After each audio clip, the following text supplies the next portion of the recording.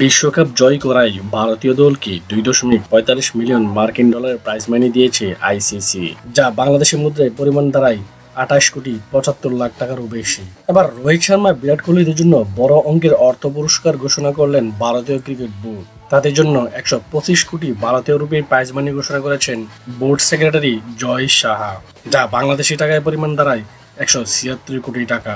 সামাজিক যোগাযোগ মাধ্যমে ইনস্টাগ্রামে এক পোস্টের মাধ্যমে তিনি এই ঘোষণা দেন। পোস্টে জয় সাহা লিখেন, আইসিসি পুরুষ টি-20 বিশ্বকাপ 2024 জেতার জন্য ভারতীয় দলের জন্য 125 কোটি রুপি পুরস্কার ঘোষণা করতে পেরে আমি আনন্দিত। দলটি পুরো টুর্নামেন্ট জুড়ে ব্যতিক্রমী প্রতিভা, সংলাপ এবং খেলার প্রদর্শন করেছে। এই অসামান্য কৃতিত্বের জন্য সব খেলোয়াড়, কোচ এবং সহকর্মীদের অভিনন্দন। 2007 সালে টি-20 বিশ্বকাপের প্রথম আসরে শিরোপা জিতেছিল ভারত। এবার দ্বিতীয়বারের মতো শিরোপা জয়ে স্বাদ পেল ভারত। এই বিশ্বকাপ জিতে বিরল এক রেকর্ড গড়েছে রোহিত শর্মারা। অপরাজিত থেকে শিরোপা জিতেছে। এর আগে কোনো দল অপরাজিত থেকে টি-20 বিশ্বকাপ শিরোপা জিততে পারেনি।